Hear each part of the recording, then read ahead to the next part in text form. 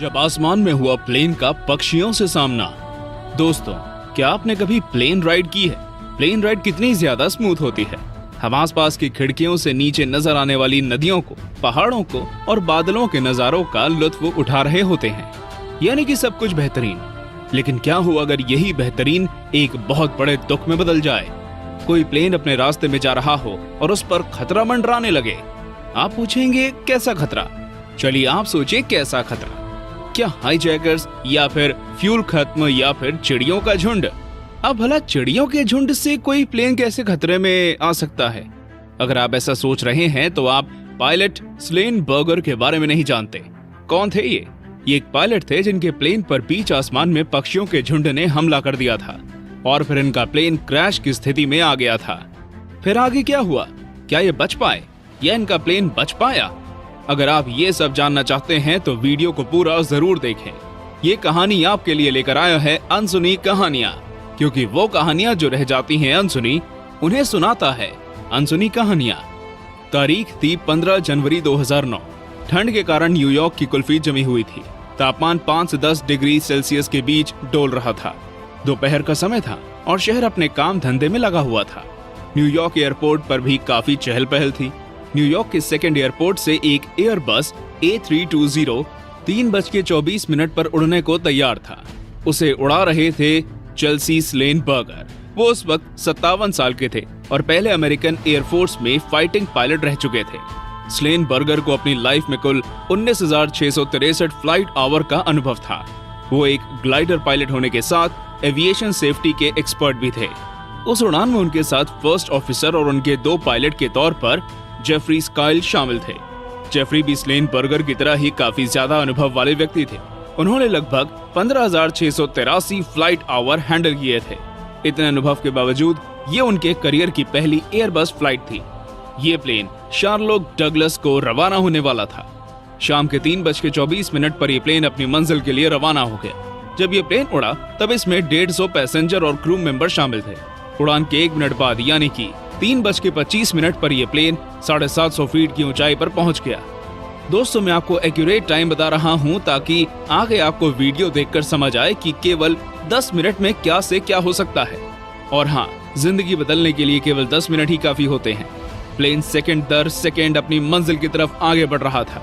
जब प्लेन चला तब प्लेन के कंट्रोल जेफरी स्काइल के पास थे। उन्होंने फ्लाइट कंट्रोल को मैसेज करके कहा कि सब कुछ सामान्य है और वे आगे बढ़ रहे हैं।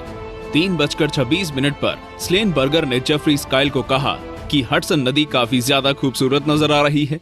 स्लेन बर्गर और जेफरी उस वक्त ये नहीं जानते थे कि नदी उनकी जिंदगी में क्या महत्व रखने वाली है। प्लेन उस वक्त 2,818 फीट की ऊंचाई पर था और 316 फीट प्रति सेकंड की रफ्तार से आगे बढ़ रहा था। तभी अचानक कुछ ऐसा हुआ जिसे देखकर दोनों ही पायलट चौंक गए। प्लेन के सामने कनाडा गीज नाम के कुछ पक्षी आ गए। पक्षियों के आने के कारण दोनों पायलट को प्लेन की विंड स्क्रीन पर बस बड़े बड़े पक्षी ही नजर आ रहे थे। कोई भी प्लेन अपने इंजन से आगे की हवा को पीछे खींचकर आगे बढ़ता है। इसी कारण कई सारे पक्षी हवा के साथ दोनों इंजनों के अंदर घुस गए। उनके अंदर जाने के कारण इंजन जाम हो गए और टर्बो फैन ने काम करना बंद कर दिया। उसके बाद एक बड़े धमाके की आवाज के साथ दोनों इंजन डेड हो गए। पायलट इस धमाके को नहीं जान पाए, लेकिन पैसेंजर्स ने धमाके का कारण जानने के लिए जब बाहर देखा तब वो बुरी तरह परेशान हो गए। बाहर आग की लपटों ने इंजन को बुरी तरह से घेर रखा था। उसके बाद पूरे प्लेन में फ्यूल की गंध फैल गई और पायलट को भी इस बात की खबर हो गई। दोनों ही इंजनों ने काम करना बंद कर दिया था, जिस वजह से पायलट जेफरी काफी ज्यादा परेशान हो गए। वो लगातार दोनों इंजन को रीस्टार्ट करने की कोशिश कर रहे थे, जो कि होना असंभव था। उन्हें बेकार की कोशिश करते हुए देख स्लेन बर्गर ने फ्लाइट का कंट्रोल अपने हाथ में ले लिया। इंजन जल जाने के बावजूद प्लेन पर कोई खास फर्क नहीं पड़ा और वे लगातार क्लाइंब कर रहा था, यानी कि ऊपर की तरफ बढ़ता जा रहा था। लेकिन ये ज्यादा देर तक नहीं होने वाला था और प्लेन को नीचे ही आना था। ये बात दोनों पायलट जानते थे। इंजन के जलने के बाद प्लेन ने 19 सेकंड तक क्लाइंब किया और दोस्तों, प्लेन 3060 फीट की ऊंचाई पर पहुंच गया। प्लेन में इंजन होता तो ये कोई बड़ी ऊंचाई नहीं होती, लेकिन बिना इंजन वाले प्लेन के लिए ये हाइट मौत के दरवाजे से कम नहीं थी। 3060 फीट की ऊंचाई पर पहुंचने के बाद प्लेन 390 किलोमीटर प्रति घंटे की रफ्तार से नीचे की तरफ गिरने लगा। प्लेन ने जैसे ही नीचे गिरना शुरू किया, स्लेन बर्गर ने फ्लाइट कंट्रोल को मैसेज किया, कहा कि हम अपने दोनों इंजन खो चुके हैं हम लगौजिया एयरपोर्ट वापस आना चाहते हैं। दोस्तों, न्यूयॉर्क सिटी के एयरपोर्ट का नाम लगौजिया है। ये मैसेज जब एयर कंट्रोल पहुंचा तब वहां ऑफिसर पैट्रिक ने लगौजिया एयरपोर्ट पर कांटेक्ट करके सभी उड़ानों को रद्द करने के निर्देश दिए और फिर वापस स्लेनबर्गर को कांटेक्ट करके कहा कि वो तुरंत प्लेन को लगौजिया एयरपोर्ट के रनवे नंबर 13 पर इमरजेंसी लैंडिंग कराएं। लेकिन दोस्तों, लगौजिया एयरपोर्ट जाने के लिए कहने वाले स्लेनबर्गर ने वहां जाने से मना कर दिया। उस वक्त वो एयरपोर्ट घटना स्थल से 7 किलोमीटर से भी ज्यादा की दूरी पर था, जिस कारण उसे वहां वापस ले जाना नामुमकिन था और रास्ते में ही प्लेन के क्रैश होने की बहुत ज्यादा संभावना थी। ऐसा होने से बस प्लेन में मौजूद लोग ही नहीं बल्कि न्यूयॉर्क सिटी के हजारों लोग भी खतरे में पड़ जाते। न्यूयॉर्क वापस ना जाने पर स्लेनबर्गर ने कंट्रोलर से कहा कि उन्हें न्यू जर्सी के लिए एयरपोर्ट पर लैंडिंग करने की परमिशन दे दी जाए। बर्गर की डिमांड पर कंट्रोलर ने उन्हें न्यू जर्सी के ही थिएटर प्रो एयरपोर्ट के रनवे नंबर 1 पर लैंड करने की परमिशन दे दी। लेकिन दोस्तों, इसके लिए भी बहुत ज्यादा देर हो चुकी थी, क्योंकि प्लेन वहां तक भी शायद ही पहुंच पाता और ये लोगों की जान का जुआ बन सकता था। 3:28 पर प्लेन 16,050 फीट की ऊंचाई पर आ गया था।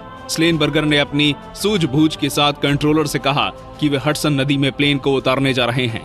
कंट्रोलर ये सुनकर हक्का बक्का रह गया। हालांकि कंट्रोलर ने स्लेन के अनुभव को देखते हुए उन्हें ऐसा करने की परमिशन दे दी। स्लेन ने ही यात्रियों को सूचना दी कि वे सब अपनी सीट बेल्ट बांधकर तैयार हो जाएं, क्योंकि प्लेन हडसन नदी में क्रैश किया जा रहा है। कुछ सेकंड बाद प्लेन जॉर्ज वॉशिंगटन ब्रिज से लगभग 900 फीट की ऊंचाई से गुजरा। शहर में जिसने भी ऐसा होते हुए देखा वह हैरान रह गया।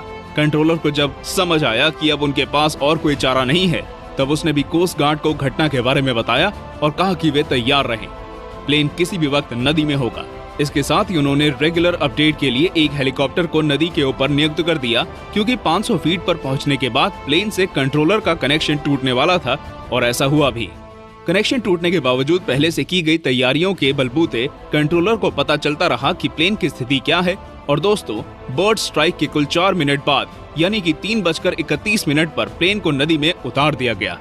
प्लेन ने जब हडसन नदी के मिडल में क्रैश किया तब इसकी रफ्तार लगभग 230 किलोमीटर प्रति घंटे से भी ज्यादा थी। ये कितना खौफनाक है ये आप सोचकर ही अंदाजा लगा सकते हैं। ये मंजर और भी ज्यादा खौफनाक हो सकता था, लेकिन खुशकिस्मती के कारण ये प्लेन डूबा नहीं। प्लेन ने बिल्कुल सटीक किसी रनवे की तरह लैंडिंग की और डूबने की बजाय पानी की सतह पर ही तैरने लगा। पानी में लैंड करते ही स्लेनबर्गर दोबारा से चौकन्ने हो गए। उन्होंने फटाफट यात्रियों को बाहर निकालने के निर्देश दे दिए। क्रू मेंबर्स ने प्लेन के आगे वाले दरवाजे से लोगों को बाहर निकालना शुरू कर दिया। बाहर पैसेंजर भी कोस्ट गार्ड की मदद से सुरक्षित ढंग से किनारे तक पहुंच रहे थे। सब कुछ सही चल रहा था। तभी एक परेशान और डरे हुए पैसेंजर ने प्लेन के पीछे का दरवाजा खोल दिया। दोस्तों, प्लेन के पीछे वाला हिस्सा बुरी तरह से पानी में डूबा हुआ था और पानी में डूबे होने के कारण दरवाजा खोलते ही प्लेन में पानी भरने लगा। प्लेन के कुछ पैसेंजर प्लेन में विस्फोट के डर से प्लेन के विंग पर खड़े हो गए और कुछ पैसेंजर लाइफ जैकेट पहनकर ठंडे पानी में ही कूद गए। दोस्तों, उस वक्त पानी का तापमान 5 डिग्री सेल्सियस से भी ज्यादा था। गनीमत की बात थी कि वहां कोस्ट गार्ड मौजूद थे। ऐसी डरावनी हालत में कोई और पायलट होता तो वो अपनी जान पहले बचाता, लेकिन स्लेनबर्गर प्लेन के अंदर ही मौजूद रहे और प्लेन खाली होने के बाद ही वहां से निकले। प्लेन खाली होने के बाद सबके निकलने के बाद स्लेनबर्गर ने खुद 2 बार पूरे प्लेन को चेक किया ताकि कोई बाकी न रह जाए। ये करने के बाद स्लेनबर्गर बाहर आए और किनारे पर गए। इस घटना में केवल 5 लोग बुरी तरह जख्मी हुए और लगभग 78 लोगों को छोटी छोटी चोटों का सामना करना पड़ा। एक पैसेंजर की आंख को जेट फ्यूल के कारण काफी नुकसान पहुंचा, हालांकि वो पैसेंजर चश्मा लगाकर देख सकता है। इसके बाद NTSB नाम के बोर्ड ने इस घटना की जांच की और यह पाया कि अगर स्लेनबर्गर कोई भी फैसला लेने में बस 35 सेकंड और देर कर देते तो यकीनन ये प्लेन शहर में क्रैश हो जाता। जांच के बाद इस बोर्ड ने इस घटना को द मोस्ट सक्सेसफुल डिचिंग का अवार्ड भी दिया। इस घटना में सभी लोग बच गए थे, इसलिए इसे मिरेकल ऑन द हडसन के नाम से जाना जाता है। इसके बाद स्लेनबर्गर और क्रू मेंबर्स को कई सारे अवार्ड भी मिले। तो दोस्तों, ये थी ऐसे प्लेन की सच्ची कहानी जिसे सूझबूझ से मौत के मुंह से निकाल लिया गया। आपको ये वीडियो कैसा लगा हमें कमेंट करके जरूर बताएं। वीडियो को पूरा देखने के लिए आप सभी का बहुत बहुत धन्यवाद।